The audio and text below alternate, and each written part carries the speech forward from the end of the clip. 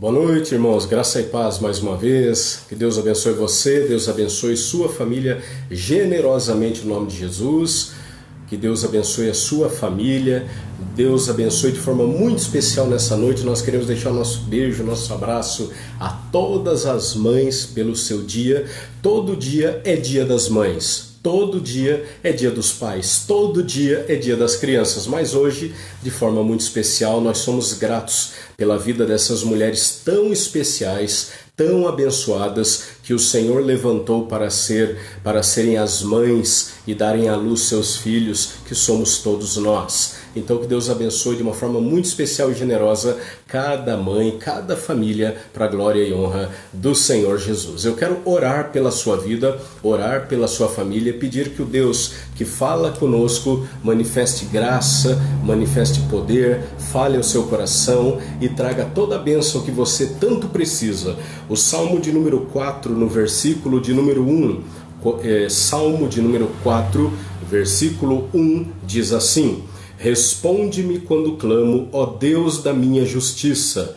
Na angústia me tens aliviado. Tem misericórdia de mim e ouve a minha oração. Essa é a palavra do Senhor para a minha vida, essa é a palavra do Senhor para a sua vida, é a oração daquele que sabe quem Deus é a oração daquele que confia tremenda e poderosamente nas mãos daquele que é todo-poderoso, infinitamente Deus, para fazer algo sempre maior e melhor do que pedimos e do que pensamos. Por isso, seja bem-vindo e seja abençoado no nome de Jesus. Vamos orar?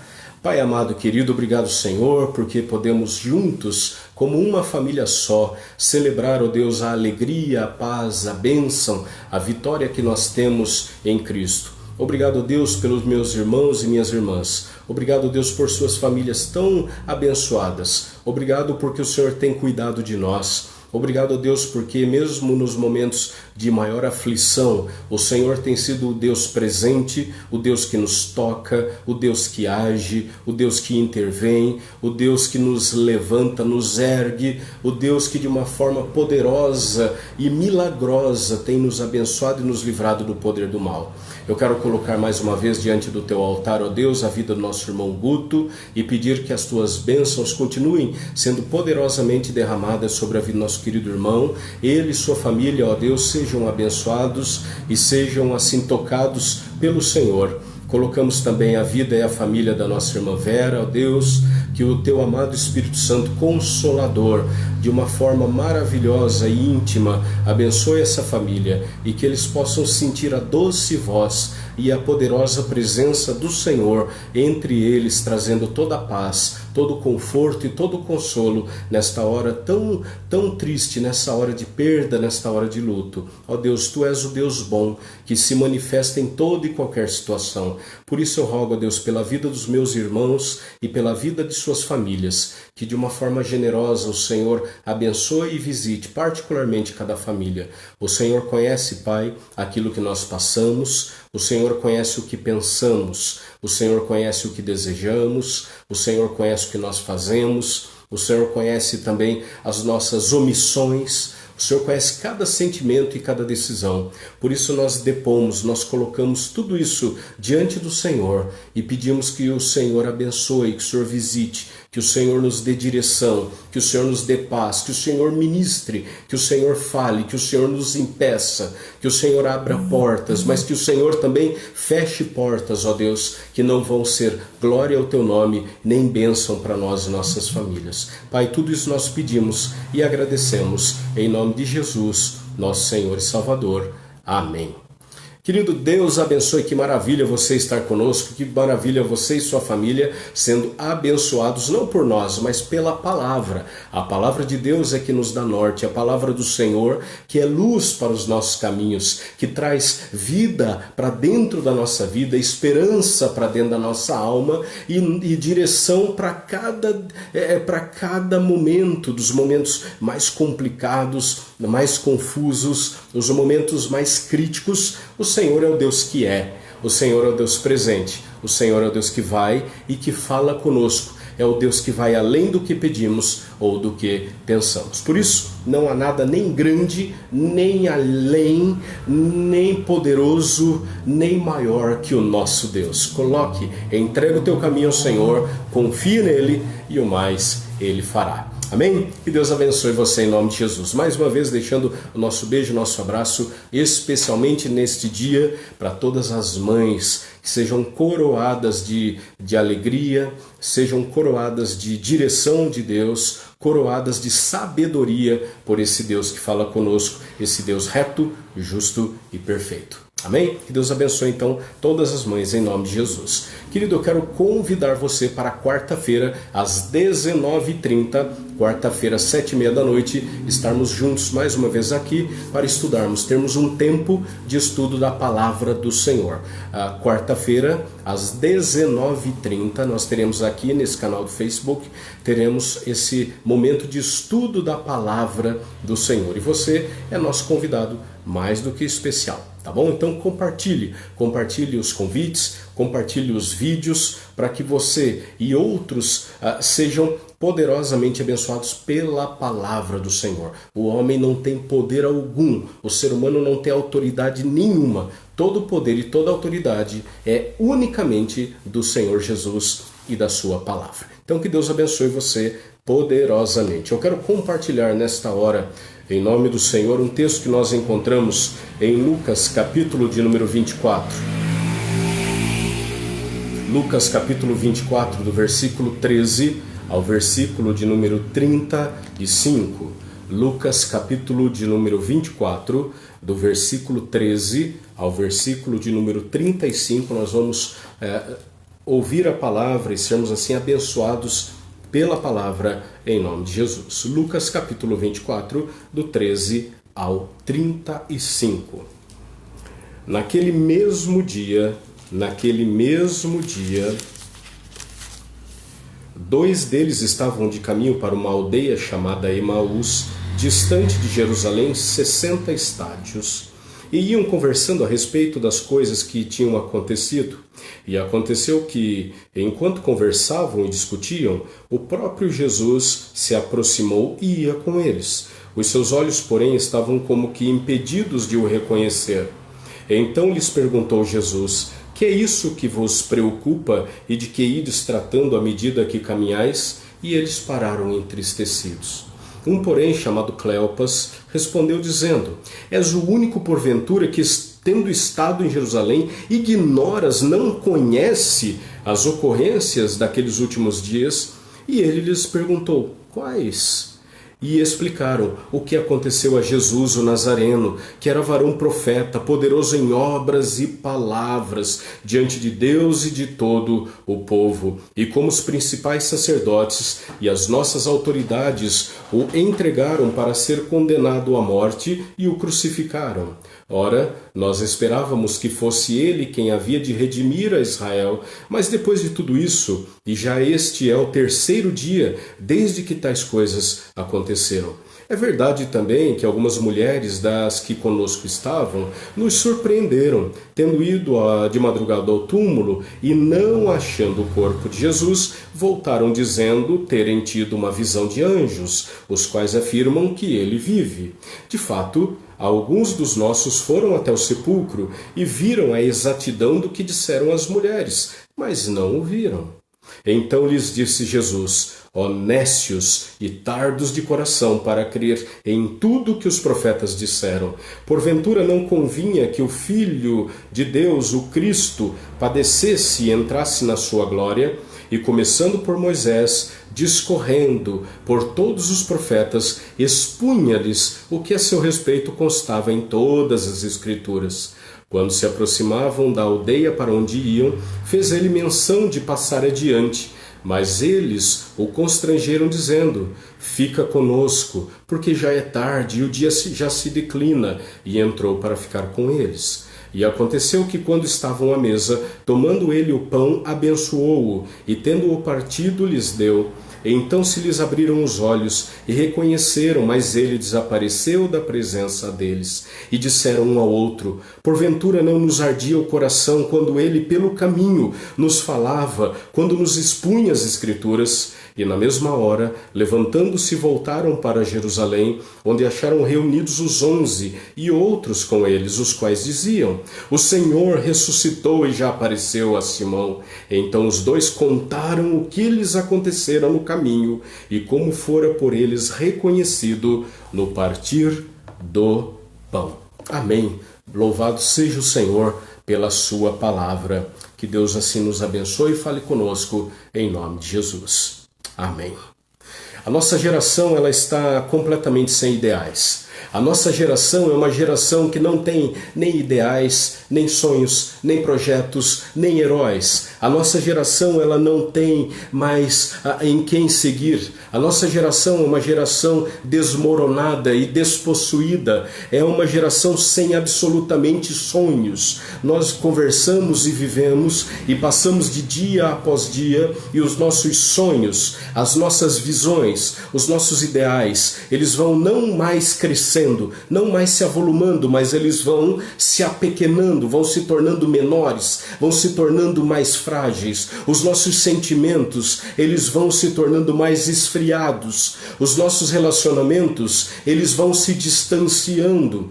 Hoje nós vivemos pela particularidade dessa enfermidade que abocanhou o mundo todo num isolamento, num afastamento obrigatório. Mas a pergunta que o nosso coração nos faz e que nós temos que relembrar é: quando é que de verdade nós demos importância e valor à comunhão? Quando é que de verdade nós demos valor ao outro? Quando é que de verdade nós sentimos a falta da ausência, melhor dizendo, falta da presença do outro e nos notamos e percebemos a ausência de alguém? Quando foi que na sua comunidade você, sentado, louvando e prestando louvor e adoração ao Senhor, você se lembrou ou percebeu que um ou outro irmão estava ausente, não estava ali celebrando com o Senhor? Quantas vezes você busca a sua família para ter momentos agradáveis, momentos de uma conversa boa, momentos de crescimento, momentos de se entregarem à comunhão e viverem ali unidos? Quanto tempo nós passamos e quanto tempo nós desperdiçamos e gastamos sem nos envolvermos uns com os outros? Vivemos uma época de uma teologia pobre, de um ensino bíblico rasteiro, de ensinos que são contrários e absolutamente e totalmente opostos ao ensino bíblico. Nós vivemos tempo onde as pessoas vendem literalmente a fé, vendem a cura, seja num amuleto, seja numa Bíblia, seja numa semente, seja num versículo, seja num óleo. A teologia, o ensino a respeito de Deus também tem se empobrecido. A nossa geração é a geração mais descaracterizada de Jesus. A nossa geração é a geração mais pobre de conhecimento de Jesus. A nossa geração talvez seja a geração mais esfriada espiritualmente. Nós temos nos tornado frios e temos nos tornado infiéis ao Senhor, infiéis nos nossos compromissos, infiéis conosco mesmo. Os discípulos desse texto, eles estavam vivendo num momento de completa frustração. E talvez seja esse o seu sentimento nesta noite. Talvez seja este o seu sentimento ou o momento que você está vivendo na sua vida. Uma frustração por aquilo que está acontecendo, uma frustração por aquilo que você entende que deveria estar acontecendo, uma frustração por aquilo que não aconteceu. É interessante porque quando nós voltamos os olhos para esse texto tão conhecido, mas tão abençoador e profundo em si mesmo, esse texto ele nos mostra que esses dois viajantes, esses dois discípulos de Jesus, e o interessante é porque eles eram discípulos. E o discípulo, diferentemente da multidão, ele não estava longe do seu Senhor. Existiam pelo menos duas espécies ou qualidades de pessoas que seguiam Jesus nos seus dias. A primeira qualidade de pessoas ou tipo de pessoas era a multidão.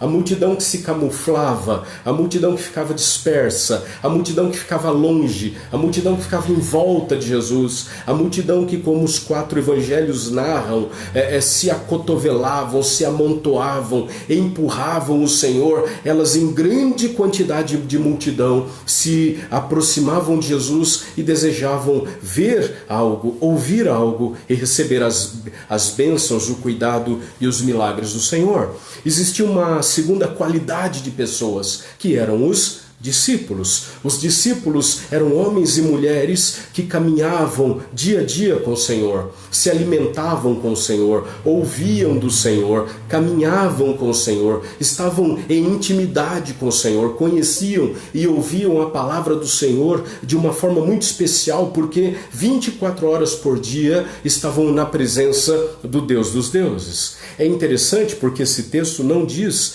que eram apenas 2 curiosos. Esse texto diz que eram 2 discípulos, homens que conheciam a palavra, homens que tinham intimidade com o Senhor, homens que vivenciaram na sua própria história, na narrativa da sua vida, o melhor que Deus tinha para operar naqueles dias através do próprio Cristo. Eles comeram do alimento multiplicado, eles ouviram da boca de Jesus todas as palavras e promessas, eles foram tocados pelo milagre da fé, mas naquele momento eles estavam frustrados.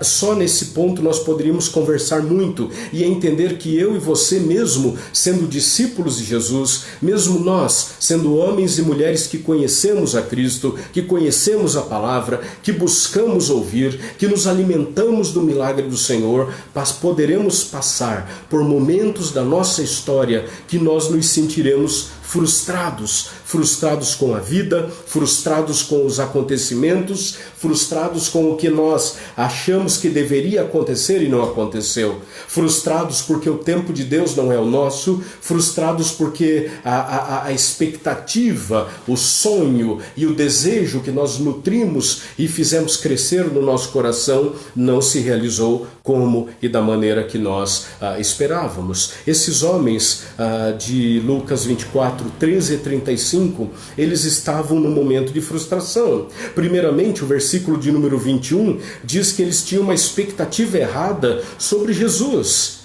Eles esperavam que Jesus fosse aquele que ia resgatar a glória de Israel, a glória política, a glória geográfica, a glória militar, a glória da riqueza palpável, da riqueza material, da riqueza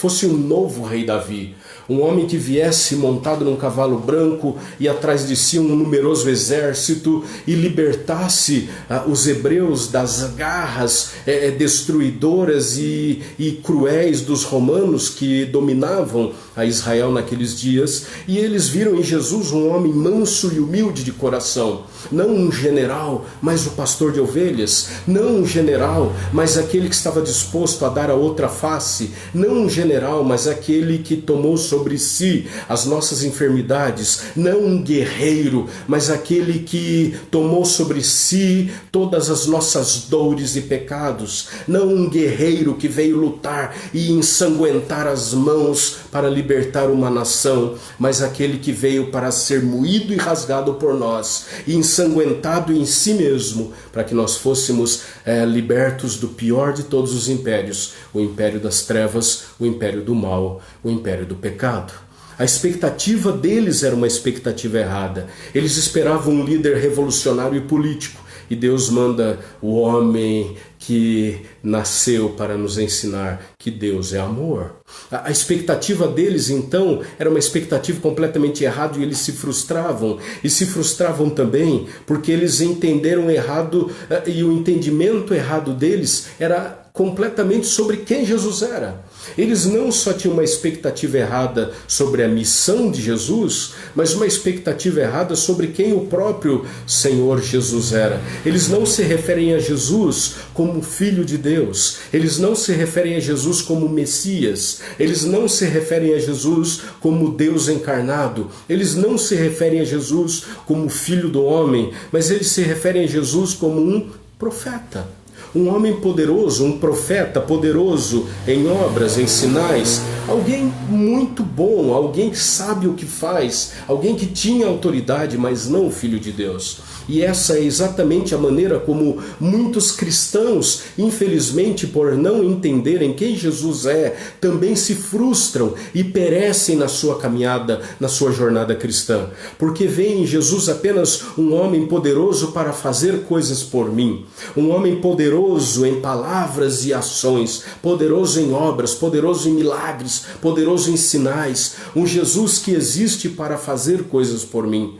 Mas Jesus não é um fazedor de milagres. Jesus é o Filho de Deus que tira o pecado do mundo. Então nós também corremos e incorremos no mesmo perigo desses dois discípulos, de nos frustrarmos ao longo da nossa caminhada cristã, mesmo seguindo Jesus muito de perto, por não entendermos quem Jesus realmente é. Se você não entender que Jesus não é um fazedor de milagres, que Jesus não é um milagreiro, que Jesus não é um curador ou um curandeiro, mas que Jesus é aquele que veio para salvar, para buscar e salvar o pecador, o perdido, das mãos da perdição eterna, nós entendemos tudo errado. E aí, quando os problemas e dificuldades, quando as calamidades vierem sobre nós, nós faremos como esses homens fizeram. Nós sairemos de cena, voltaremos para a nossa velha vida e nos esqueceremos de quem nos chamou e de tudo o que ouvimos. Então, diante desse texto, diante da nossa realidade,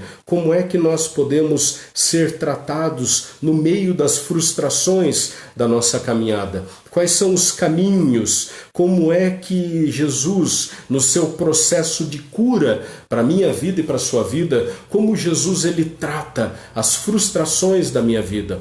Como é que Jesus ele trata da maneira como erradamente eu não percebo o Senhor no meio da minha caminhada? Em primeiro lugar, Jesus resgata em nossas vidas o lugar da palavra.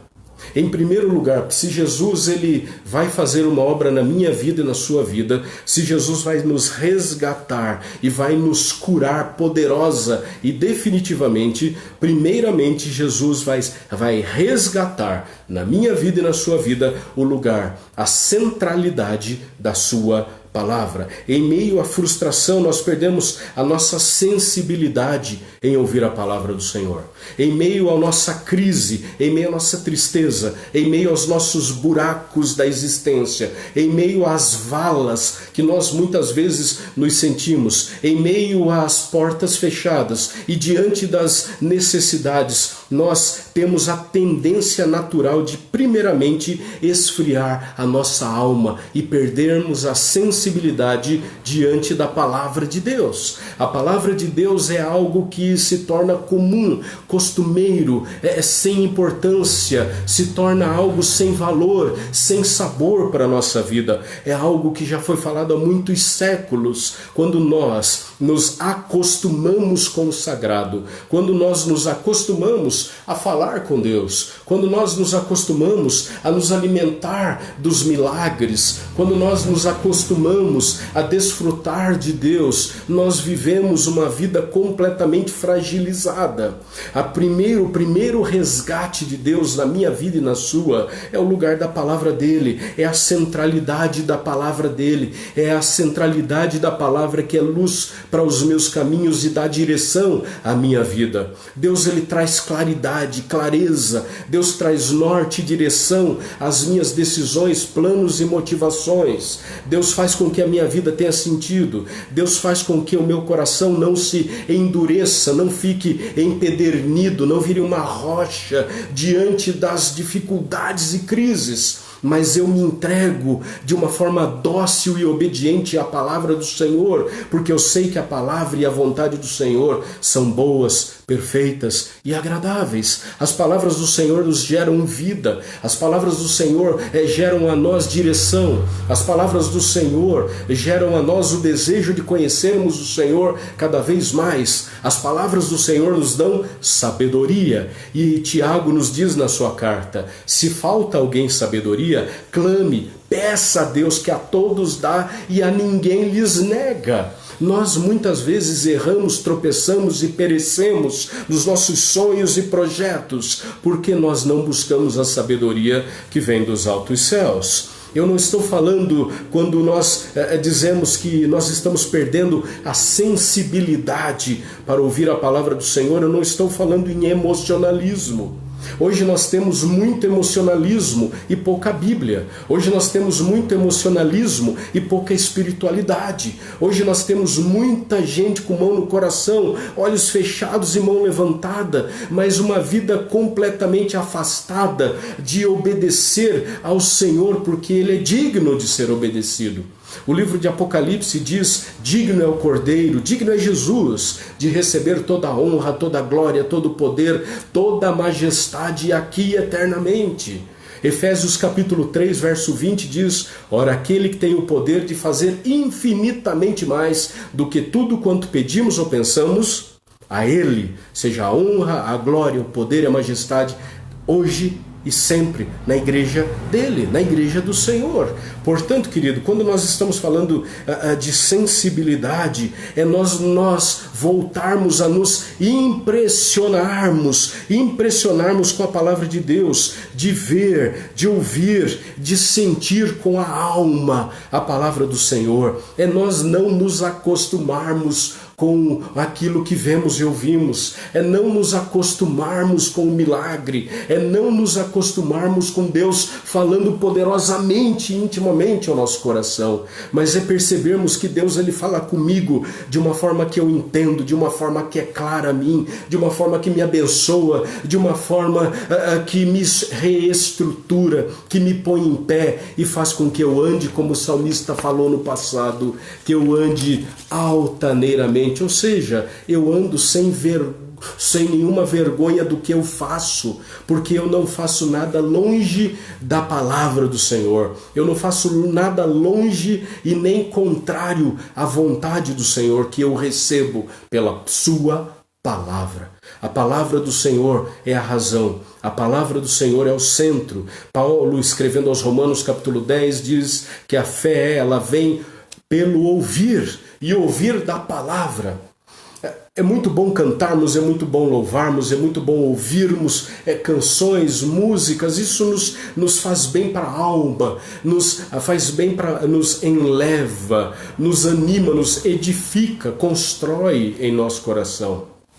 Mas a fé genuína, a fé prática, a fé que ela é provada e testada, a fé que mais uma vez é testada e aprovada, essa fé ela só vem pela palavra do Senhor, não pela minha, não pelo que eu entendo, não pelo que eu quero, não pelo que eu desejo, mas pela palavra do Senhor. Esses homens, eles estavam completamente frustrados. E Jesus primeiramente restitui a eles a centralidade, devolve a eles a centralidade da palavra. É interessante porque o texto diz que Jesus, ele começa então a discorrer. Jesus começa então no versículo de número 25, honestos e tardos de coração, para creres em tudo que os profetas disseram.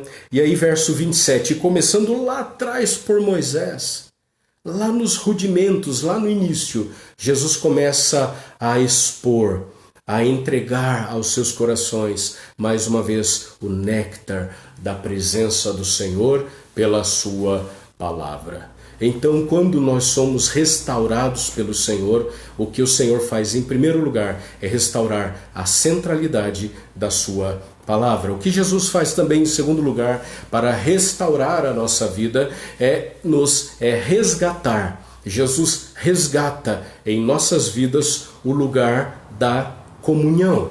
Jesus resgata o lugar da comunhão. O culto, ele tem perdido o sentido.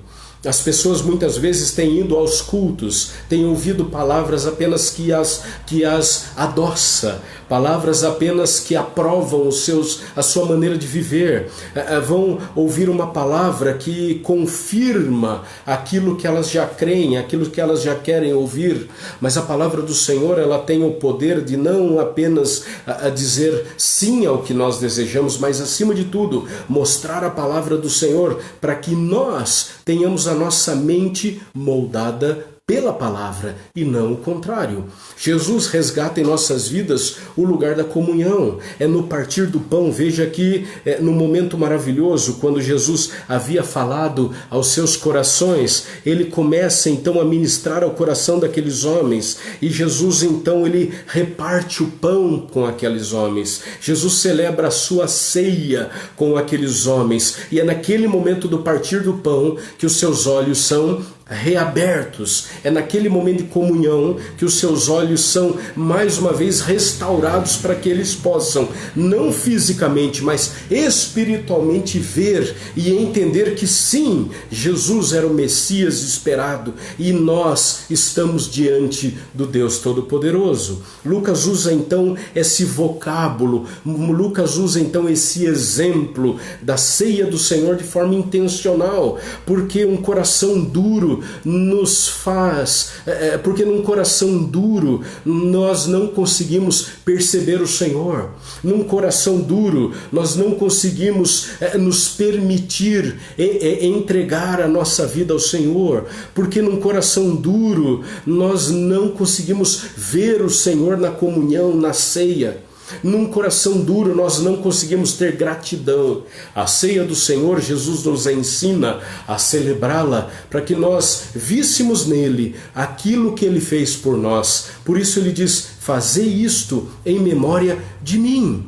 Quando nós celebramos a ceia, quando nós repartimos o pão e repartimos o cálice, nós estamos anunciando a morte do Senhor até que ele volte a nós, até que ele venha uma vez mais. Então Lucas usa a linguagem da ceia, a linguagem da comunhão de forma intencional, de forma proposital, para que nós nos relembremos que o Senhor Jesus veio para entregar a sua vida a nós. O Filho do Homem veio para buscar e salvar o perdido. Como é que ele fez isso? Através do seu corpo moído, através do seu sangue vertido por nós na cruz do Calvário. Mas esse não foi o fim. Ele estava diante deles, agora ressuscitado, para mostrar: lembrem-se do meu sacrifício, lembrem do que eu fiz, lembrem das minhas palavras, lembrem dos meus exemplos, lembrem da minha motivação,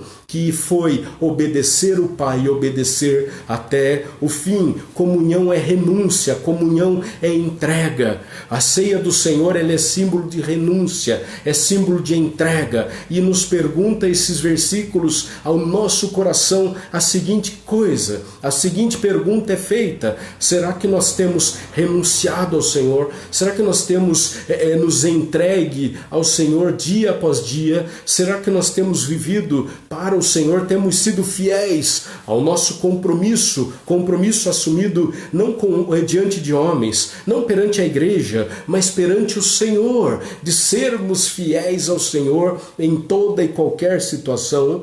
Então a comunhão volta a fazer sentido para aqueles homens. A comunhão, o serem um corpo com o Senhor, volta a ter lógica, a ser bênção para a história daqueles homens. E eles entendem de uma forma definitiva que a partir do momento que Cristo é o nosso Senhor, nós temos comunhão com o Pai e temos comunhão com o próximo. A palavra do Senhor, então, ela volta a ser o centro da vida daqueles homens, e a comunhão volta a ter importância para aqueles homens. A comunhão, ela não é expressa pelos nossos desejos. A comunhão não é a expressão do que eu faço. A comunhão não é fruto do meu mérito. A comunhão é um ato de gratidão ao Senhor por aquilo que Ele fez por mim. Por isso a honra, a glória e o poder são do Senhor, porque Ele se entregou por mim.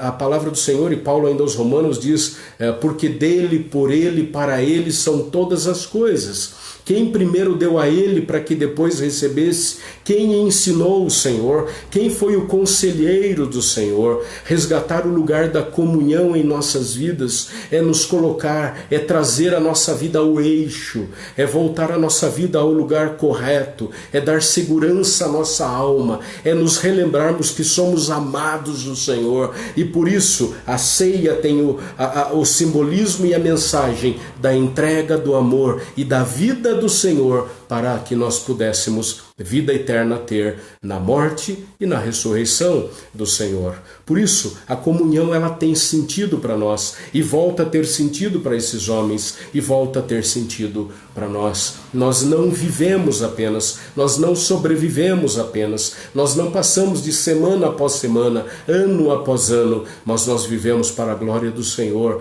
porque cada dia conta na presença de um Deus que é, que fez e que cada dia faz o melhor e renova sua misericórdia a cada nova manhã. Mas o texto ainda nos ensina que Jesus, ele resgata em nossas vidas o lugar da vocação.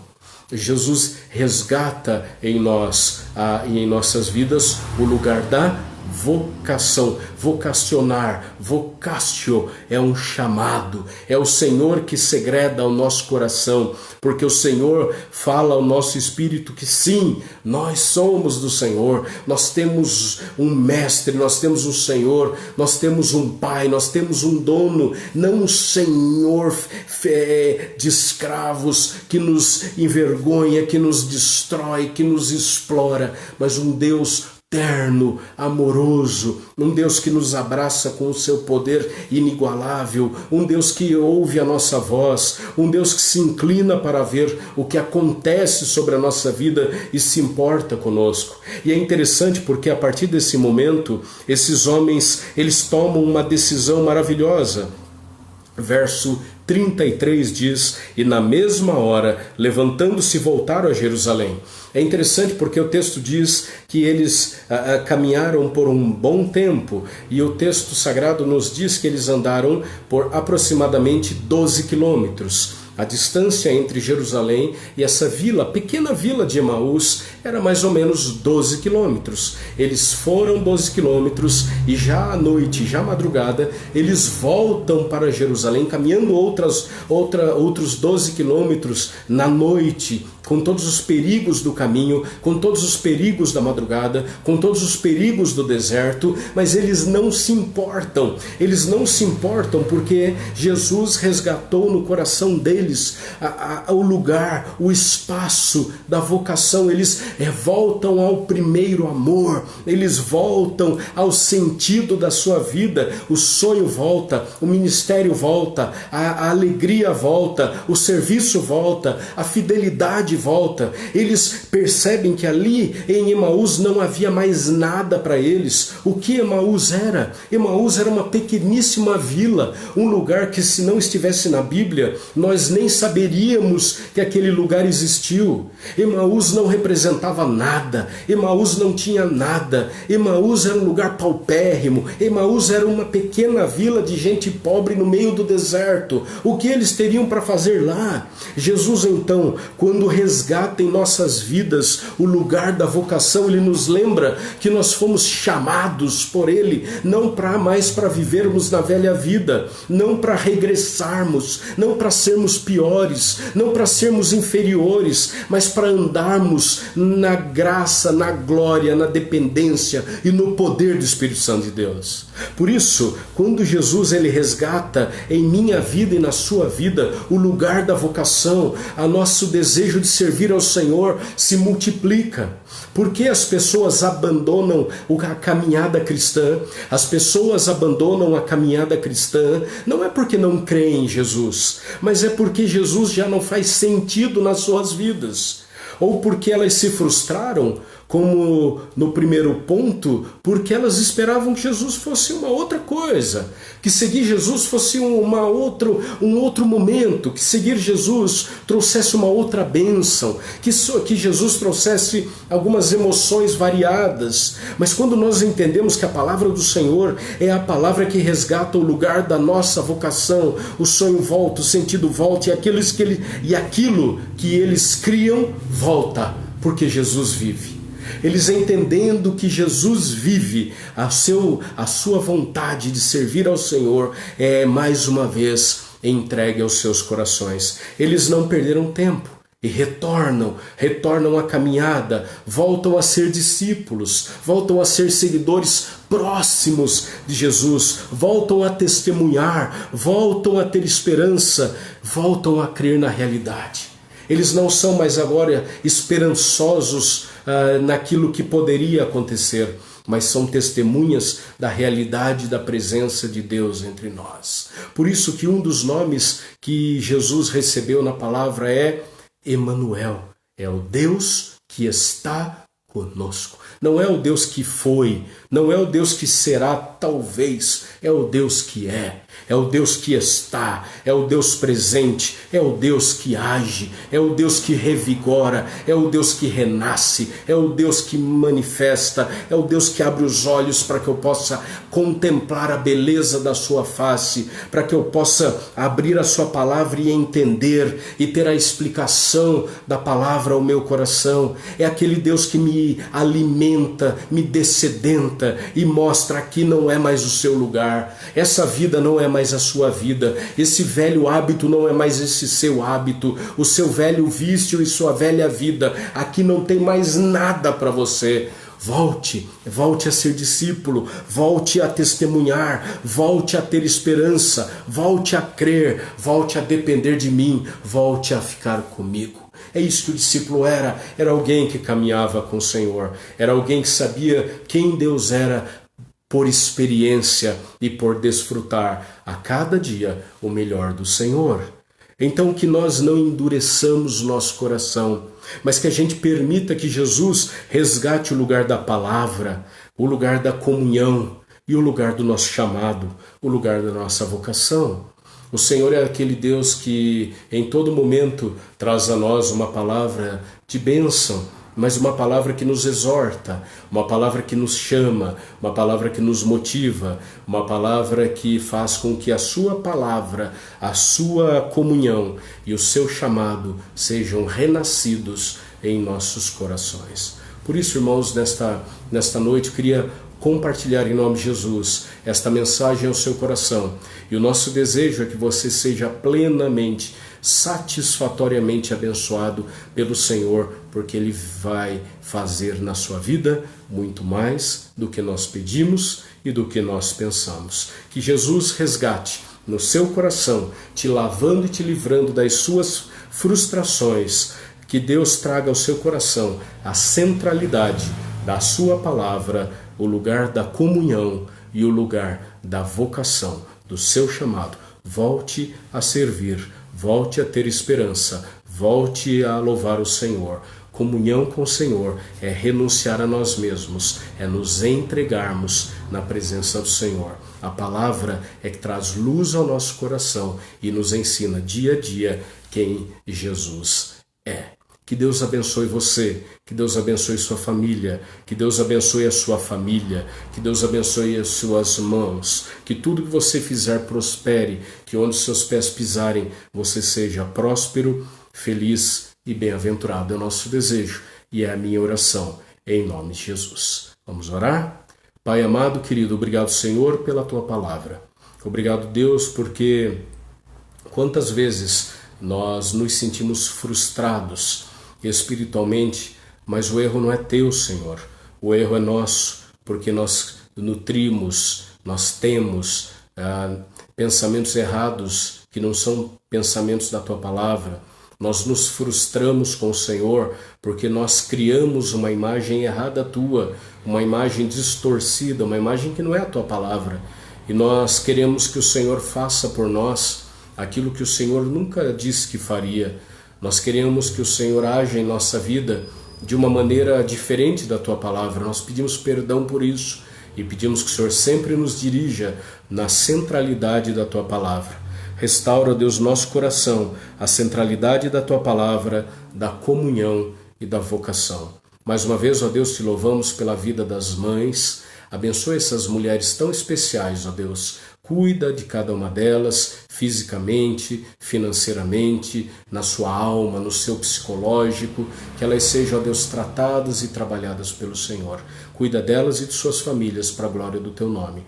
Mais uma vez colocamos todos aqueles que nesta hora trabalham na área de limpeza, na área de saúde, na área de segurança. Ó Deus, que cada um de uma forma particular e íntima seja tocado e protegido pelo Senhor. Tu és, ó Deus, o nosso socorro bem presente. Tu és o Deus que sara, Tu és o Deus que vai à frente, Tu és o nosso castelo forte. É em Ti que nós confiamos, é no Teu nome que nós oramos e agradecemos. E que a graça do Senhor Jesus, o amor de Deus, o nosso eterno Pai, e as ternas e eternas consolações que há apenas no Espírito Santo de Deus, seja derramado sobre a sua vida, sobre a vida da sua família e sobre todo o povo de Deus, hoje e eternamente. Amém. Querido, Deus abençoe a sua vida poderosamente, que Deus toque na sua vida, toque na sua família de uma forma muito bonita, muito particular e muito generosa. Que Deus abençoe você, que a tua semana seja uma semana de vitórias, de portas abertas, de cura e de proteção nesse Deus que fala conosco. Que a palavra dele seja o centro na sua vida, que a comunhão com seja sempre constante em seu coração, que o chamado do Senhor seja algo ouvido no seu coração e seguido por você. Deus abençoe poderosamente em nome de Jesus.